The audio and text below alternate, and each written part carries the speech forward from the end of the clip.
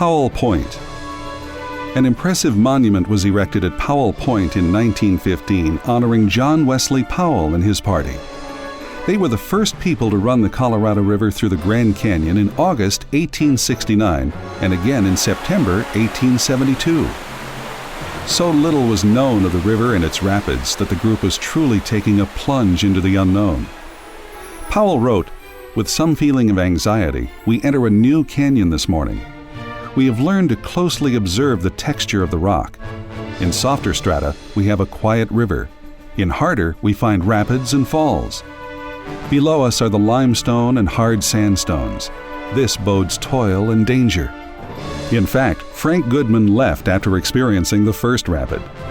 Further downstream, brothers Oromel and Seneca Howland, as well as William Dunn, decided they would rather take their chances with the Indians and a steep climb out than run the rest of the river. That decision cost them their lives. Their names do not appear on the monument because some considered them deserters. Powell was a self-taught scientist and major of artillery who lost his right arm in the Civil War. He aimed to add a mite to the great sum of human knowledge, as his group started out from Green River, Wyoming in 1869 with 4 wooden boats.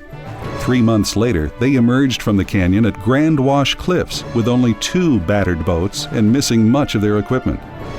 On both trips, Powell and his men made detailed drawings and notes on the geology, flora, fauna, and Indian ruins of the canyon.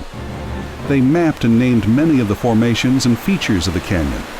Bright Angel Creek received its name because its clear water was such a contrast to the muddy water of Dirty Devil, a stream the river rafters had encountered earlier in their journey. Powell put the canyon on the map as a must-see, the beginning of the tourism boom.